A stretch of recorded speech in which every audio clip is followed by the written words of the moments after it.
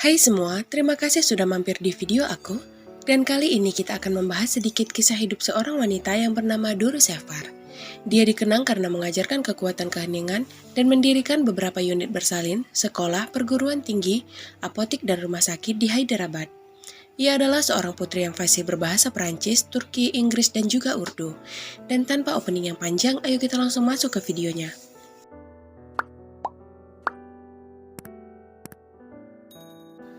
Putri Duru Sefar lahir di Turki dan dibesarkan di Prancis, dan pada akhirnya ia menikah dengan putra sulung Nizam dari Hyderabad.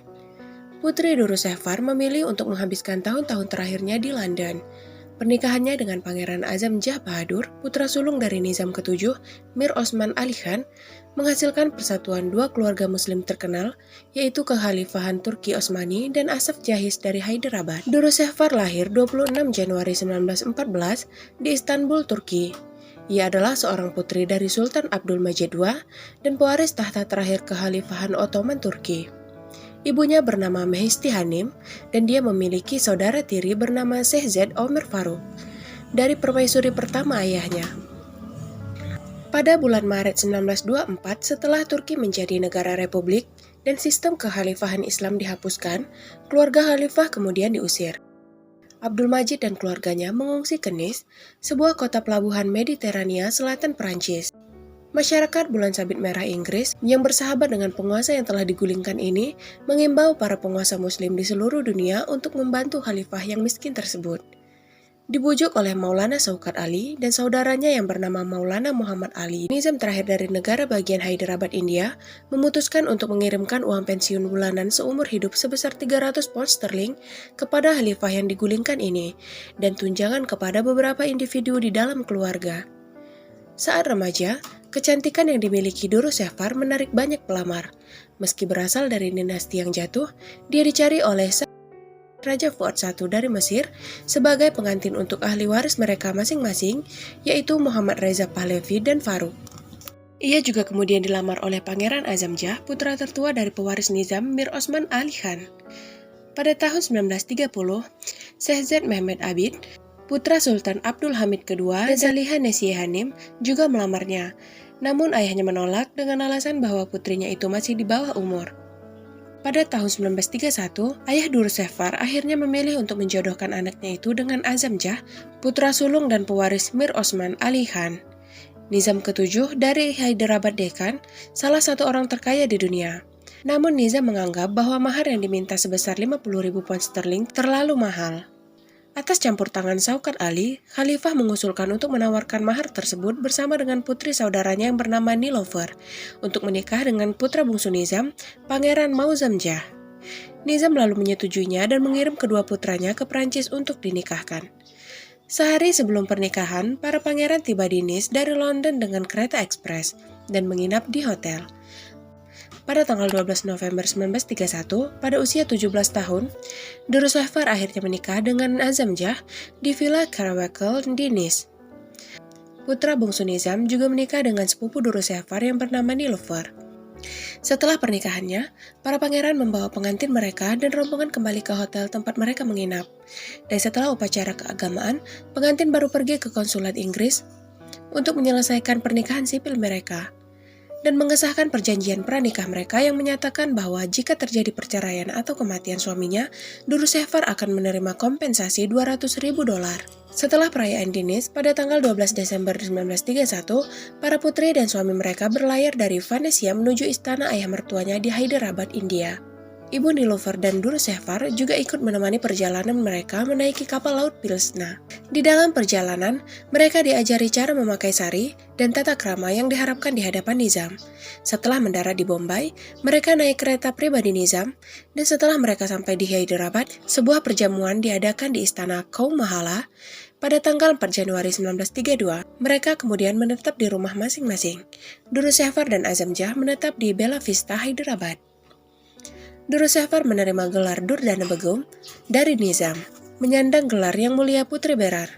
Postur tubuhnya yang lebih tinggi dari Azam Jah suaminya sering dijadikan lelucon oleh Nizam mertuanya.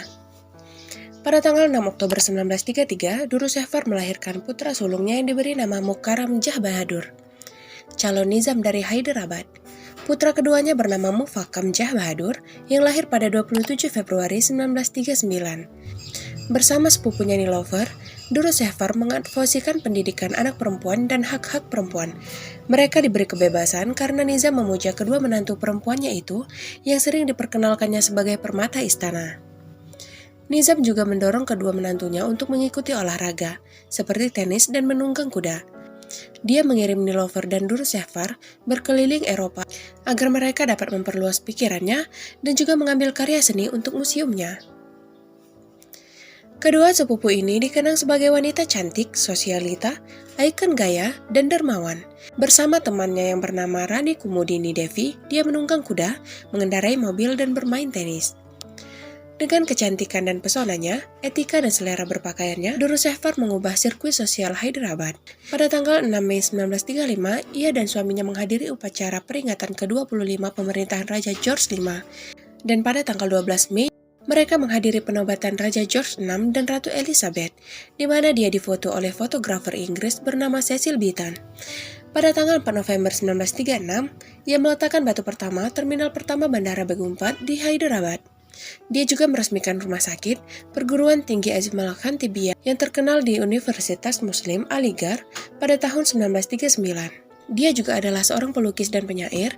Dia mendirikan perguruan tinggi junior untuk anak perempuan atas namanya di Yakutpura, Jahan Ara, Hyderabad, dan Rumah Sakit Umum Osmania.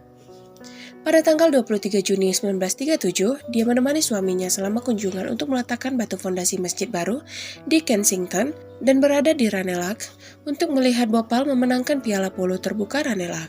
Beaton memotretnya di istananya di India pada tahun 1944 dan kemudian pada tahun 1965 di Prancis. Durrus-Shahvar memastikan putra-putranya Pangeran Mukarram Jah dan Pangeran Mufakkar Jah menerima pendidikan barat terbaik di Eropa dan menikahkannya dengan pengantin Turki sesuai dengan keinginannya.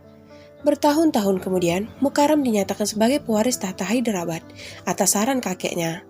Mukarram juga belajar di Eton, tempat Perdana Menteri pertama India, Jawaharlal Nehru sebelumnya belajar. Pada tahun 1944, Durrus-Shahvar menelpon Nilofer meminta bantuan untuk penguburan ayahnya. Ia telah melakukan beberapa upaya agar jenazah ayahnya dimakamkan di Istanbul, namun tidak dapat memperoleh izin dari pemerintahan Turki. Nilofer menelpon salah satu temannya yang bernama Malik Ghulam Muhammad, mantan pejabat di pemerintahan Nizam, dan saat itu ia menjabat sebagai Gubernur Jenderal Pakistan. Dia menelpon Saud bin Abdul Aziz Al Saud, Raja Arab Saudi saat itu, untuk menyampaikan permintaan tersebut. Raja kemudian menyetujui permintaan tersebut dan akhirnya ayah Durrus-Shahvar dimakamkan di Arab Saudi di Al-Baqi. Durrus-Shahvar sebenarnya mengetahui tentang suaminya yang memiliki banyak selir. Namun ia tetap bersikap anggun dan berusaha untuk tidak memikirkannya.